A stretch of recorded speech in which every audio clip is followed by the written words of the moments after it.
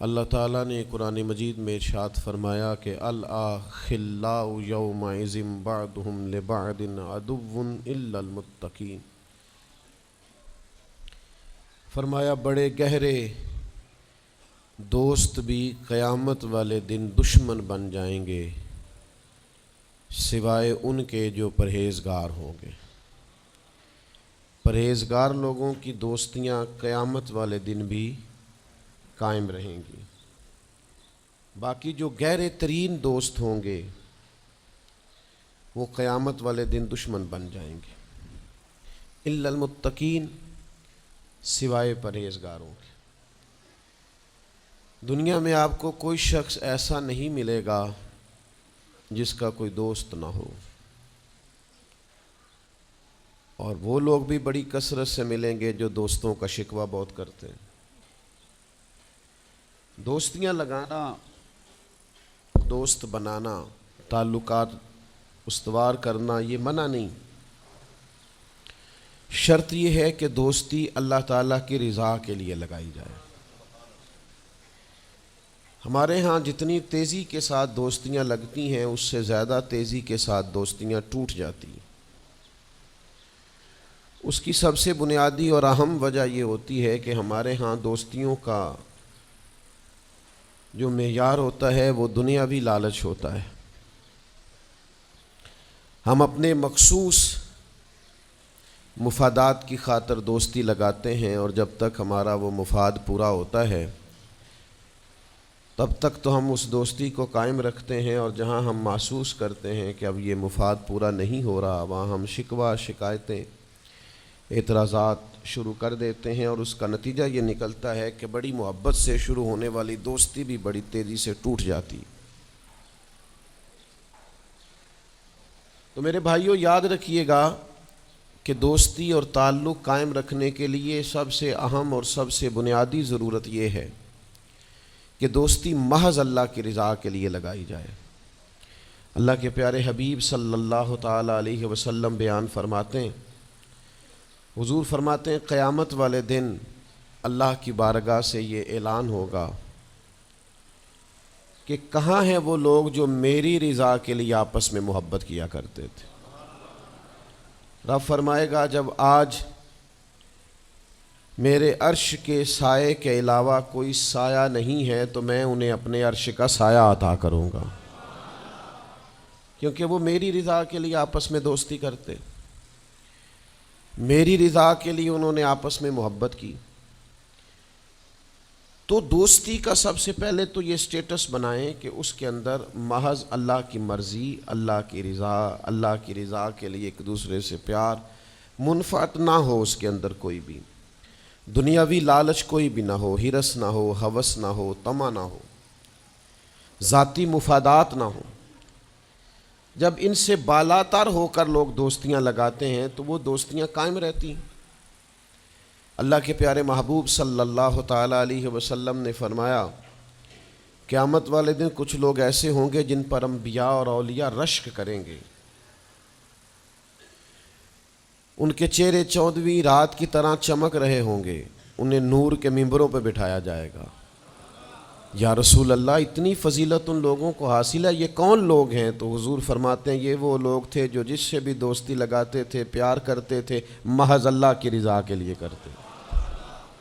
تو اللہ تعالیٰ صبح قیامت انہیں اعزازات سے نوازے گا، شرف سے نوازے گا، فضیلت سے نوازے گا۔ دوسری بات یہ ہے کہ دوستی کب قائم رہتی ہے؟ دوستی تب قائم رہتی ہے جب ہم نہ دوستوں سے زیادہ امیدیں نہ لگائیں، انسانوں کو انسان ہی سمجھیں، ان سے بہت لمبی اور وسیع امیدیں لگا لینا اور بڑے وسیع مطالبات کرنا اور بڑی لمبی چوڑے تقاضے دوستوں سے کرنا۔ میں اکثر دوستوں کی خدمت میں یہ گزارش کیا کرتا ہوں کہ اپنے دوستوں سے کوئی مطالبہ کر کے انہیں آزمائش میں نہ ڈالو۔ تم نے اپنے ہی دوست کو لا کر پل صراط پہ کھڑا کر دیا ہے، بیچارہ اس طرف جائے کہ اس طرف جائے، ان سے کوئی ایسا مطالبہ کرنا جو ان کی پہنچ سے باہر ہو، ان کی حیثیت سے بڑھ کر ہو، ان کی طاقت سے زیادہ ہو، تو اس کا مطلب یہ ہے کہ آپ نے اپنی دوستی کو خود آزمائش میں ڈال دیا ہے۔ آپ اتنے لمبے چوڑے تقاضے نہ کریں، آپ محدود سا لوگوں کے ساتھ تعلق بنائیں۔ وہ جی میں اس کے اتنا کام آیا ہوں تو اب اس کو اس سے ڈبل آنا چاہیے، تو آپ نے دوستی کی نہیں، آپ نے تو تجارت کی۔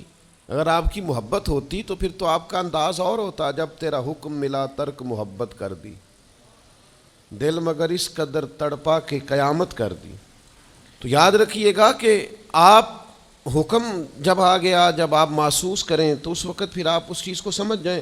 تو دوستیوں کو کبھی بھی آپ کٹہرے میں کھڑا نہ کریں، تعلقات کو کبھی بھی آزمائش کی بھیٹ نہ چڑھائیں، اس طرح کا ماحول نہ بنائیں جس میں آزمائش پیدا ہو، جس میں تکلیف بڑھ جائے، جس میں کرب کا احساس سامنے والے کو ستائے۔ کوشش کریں گنجائش رہے ماحول کے اندر، آسانی رہے، وسعت رہے۔ تیسری بات یہ ہے کہ اگر آپ محسوس کرتے ہیں کہ دوستی کو چلانا ہے تو پھر صرف اسی چیز کو نہ یاد رکھیں جو چیز آپ کو آج میسر آ رہی ہے اور آج آپ کو انکار ہو رہا ہے، اس سے پہلے جو دوستوں نے بڑی وفائیں کی ہیں وہ بھی تو یاد رکھے نا۔ ہمارا یہ ماحول ہوتا ہے کسی بندے نے 99 دفعہ نیکی کی ہے، ایک دفعہ انکار کیا، تو ہمیں ایک دفعہ کا انکار تو یاد رہتا ہے لیکن 99 نیکیاں یاد نہیں رہتی۔ یہ بہت بڑی زیادتی ہے۔ آپ کو اگر اتنی لمبی چوڑی اس کی نیکیاں فراموش کرنے میں 1 منٹ نہیں لگا تو پھر آپ نے دوستی کس مقصد کے لیے لگائی تھی؟ آپ اس کو سمجھیں، اس کو آپ محسوس کریں۔ تو میں نے یہ دیکھا ہے زندگی میں کہ لوگ چاہتے ہیں کہ روز ان کا مطالبہ پورا کیا جائے، روز ان کا مطالبہ پورا۔ ہمارے ایک دوست تھے، بزرگ تھے، تو وہ سلسلہ طریقت کو چلاتے تھے، خانقاہی نظام کو، نظم کو لے کے چلنا مشکل ہوتا ہے۔ تو ان کے ایک مرید نے شکوہ کیا، اس نے کہا کہ حضرت پہلے آپ بڑا وقت دیتے تھے، اب آپ ٹائم نہیں دیتے۔ تو فرمانے لگے پہلے میرے بچے 1-2 تھے، اب درجنوں میں ہو گئے، اب وقت بٹ کے ہی ملے گا نا۔ والد پہلے ایک پر توجہ دیتا ہے، بچے 4 ہو جائیں تو ٹائم تقسیم، بات کی سمجھ آ رہی ہے؟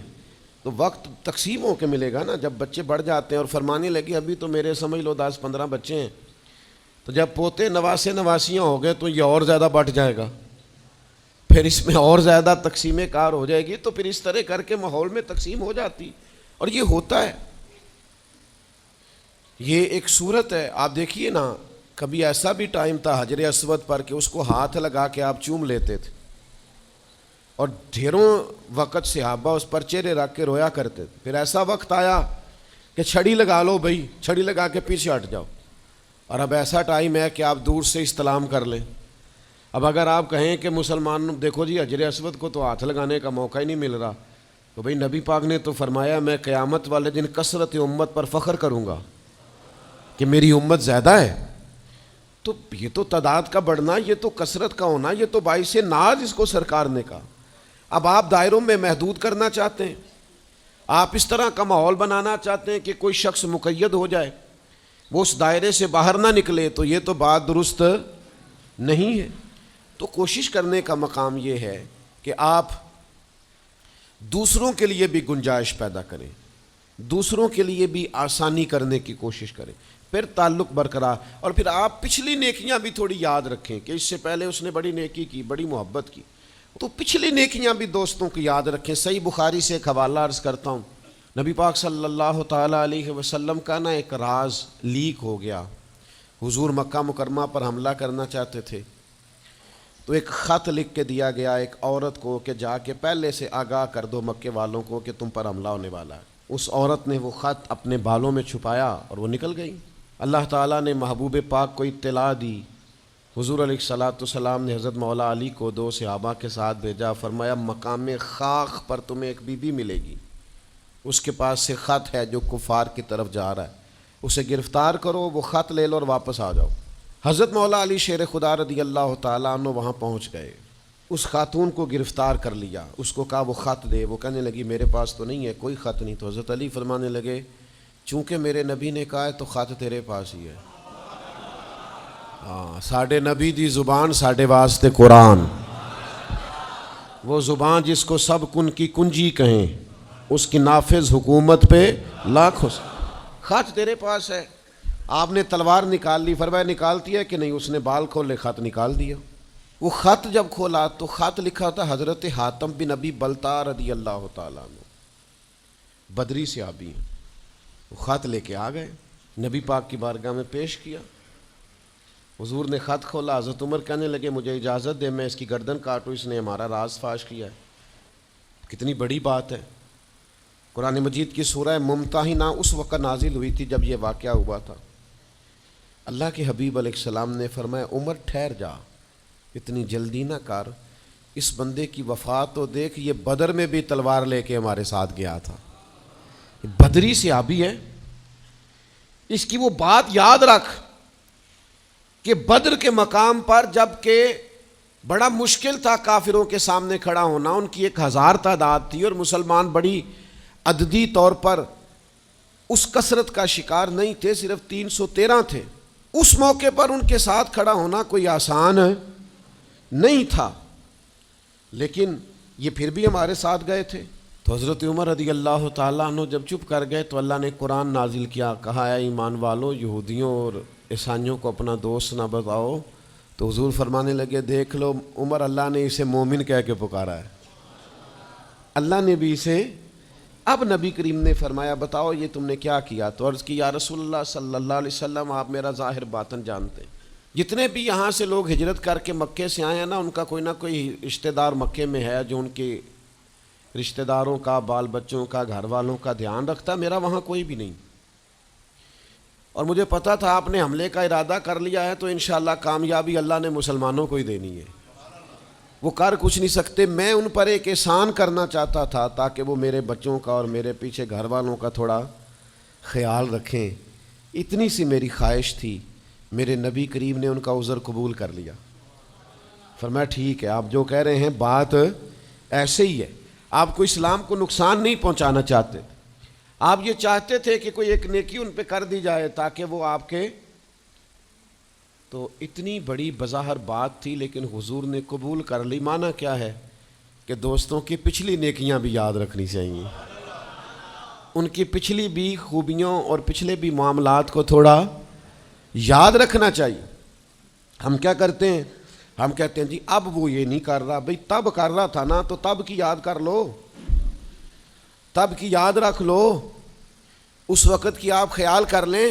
ہم کیا کرتے ہیں؟ ہم 99 دفعہ کسی نے نیکی کی ہے تو ہم کہتے ہیں 100/100 چاہیے، آج بھی یہ کرے گا تو پھر تو قابل قبول ہے۔ تو اس سے کیا ہوتا ہے؟ اس سے تکلف پیدا ہوتا ہے، ایک آدمی روز کیسے نیکی کر سکتا ہے؟ چوتھی بات یہ ہے اگر ہم چاہتے ہیں دوستیاں نبھیں تو اسلام کا ایک حسن ہے کہ اسلام دین اعتدال ہے۔ اسلام کہتا ہے چلو ہی ذرا معتدل ہو کے، پہلے ہی ذرا تھوڑا سا احتیاط سے چلو۔ ہم جب کسی بندے کے اوپر فدا ہوتے ہیں تو پھر پورے ہی فدا ہوتے ہیں، پھر تو جناب یہ بھی تیرا ہے، یہ بھی تیرا ہے، یہ بھی تیرا ہے۔ اور جب بعد میں لڑائی ہوتی ہے تو چائے کی پیالیوں کا بھی حساب کرتے ہیں کہ وہ جو وہاں جاتے ہوئے چائے پی تھی نا اس کے پیسے بھی میں نے دیے تھے، لہذا وہ بھی میرے بنتے ہیں واپس کر۔ کورے ورک کتاب نہیں ہوندے، پتھر دل گلاب نہیں ہوندے، اور سجنا پہلوں ہی سوچ کے لائیں پھر یاراں نال حساب نہیں ہوندے۔ آپ سوچ سمجھ کے دوستی لگائیں، تعلقات کو سوچ سمجھ کے لے کے آگے چلیں۔ نبی پاک صلی اللہ علیہ وسلم نے فرمایا وقفے سے ملا کرو محبت بڑھتی ہے، تھوڑا نا وقفے سے ملا کرو، اس سے محبت بڑھے گی۔ یہ جو بہت وارفتگی ہے نا، بہت وارفتگی ہے، بہت جوش ہے، تو اس کا نتیجہ یہ نکلتا ہے کہ جتنی زور سے گیند دیوار سے لگتی ہے پھر اتنی زور سے ہی گیند واپس آتی ہے، اس کے نتائج ٹھیک نہیں نکلتے۔ تو عرض یہ کرنا چاہتا ہوں کہ اعتدال میں رہیں، معتدل رہیں، آپ اس حد سے تجاوز ہی نہ کریں۔ میرے پاس یہاں ایک دوست آئے تو مجھے کہنے لگے جی میرا دوست بڑا اچھا تھا، بڑا نائس تھا، بڑا بہترین تھا، بڑا پیارا تھا، میرے ایک دوسرے دوست نے اسے خراب کر دیا۔ تو میں نے کہا وہ دوسرا دوست؟ میں سمجھا نہیں۔ کہنے لگے یہ میرا پرانا دوست تھا جس نے اسے خراب کیا، اور جسے کیا وہ نیا تھا 2-4 سال، اس کی میں نے دوستی لگائی تھی، اب وہ دونوں ڈائریکٹ ہو گئے اور مجھے انہوں نے بیچ میں سے نکال دیا ہے۔ تو میں نے کہا یہ تو اکثر ہوتا ہے، پہلی دفعہ تو نہیں ہوا، اس طرح تو ڈھیر دفعہ ہوتا ہے۔ کہنے لگے میں کروں کیا؟ میں نے بڑا شور کیا ہے، ان کو اپنے احسان بھی یاد کرائیں پر وہ مانتے نہیں۔ میں نے کہا اب حل ہے نا، تھوڑا چپ کر جا کچھ عرصے کے لیے، تھوڑی خاموشی اختیار کر۔ جو چپ کر جاتا ہے وہ بھی بچ جاتا ہے۔ اگر تم چاہتے ہو کہ یہ دوستی پھر سے بحال ہو جائے تو زیادہ شکوے نہ کرو، زیادہ شکایتیں ہم بعض اوقات اعتراضات اتنے کر بیٹھتے ہیں، شکوے اتنے کر بیٹھتے ہیں، اپنی زبان سے باتیں اتنی نکال بیٹھتے ہیں کہ دوبارہ پھر دوستی کا بحال ہونا ممکن ہے۔ ایک حدیث یاد رکھیں گے اگر سناؤں آپ کو تو؟ نبی پاک صلی اللہ تعالیٰ علیہ وسلم نے فرمایا کسی سے دشمنی بھی کرو تو اعتدال سے کرو، ہو سکتا ہے کل کو وہ تمہارا دوست بن جائے۔ اور فرمایا کسی سے دوستی بھی کرو تو اعتدال سے کرو، ہو سکتا ہے کل یہ دشمن بن جائے۔ دوستی اور دشمنی میں یہ جامع ترمذی میں حدیث، اعتدال کا رستہ نہ چھوڑو، معتدل رہو۔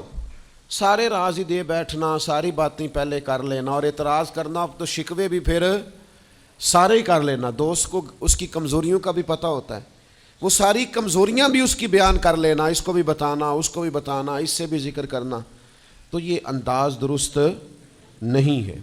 آپ معتدل انداز میں دوستی لگائیں، اعتدال کے ساتھ چلیں، شکوے زیادہ نہ کریں، اعتراض زیادہ نہ کریں۔ وہ بے وفا ہی صحیح، پھر بھی یار اپنا، چلو اس میں کمی ہے، وہ اس میں بے وفائی ہے، پر سجن تو اپنا ہے نا۔ تو دوستی ہماری ہے اس کے ساتھ، اس کی کمزوریوں کو چھپائیں، آپ اس معاملے پر تھوڑا سا اپنے ظرف کو کشادہ کریں، آپ تھوڑی وسعت پیدا کریں۔ ہم سمجھتے نہیں چیزوں کو، ہم غور نہیں کرتے، اس خاص انداز میں چیزوں کو نہیں لیتے جس انداز میں چیزوں کو لینا چاہیے۔ ہماری ذاتی کمزوریاں ہوتی ہیں اور ہم ان کمزوریوں کا دوسروں پہ ڈال دیتے ہیں، کہتے ہیں وہ بے وفا نکل آیا۔ بھئی آپ بھی حد سے زیادہ فریفتہ تھے، اب آپ ہی حد سے زیادہ اعتراض کر رہے ہیں۔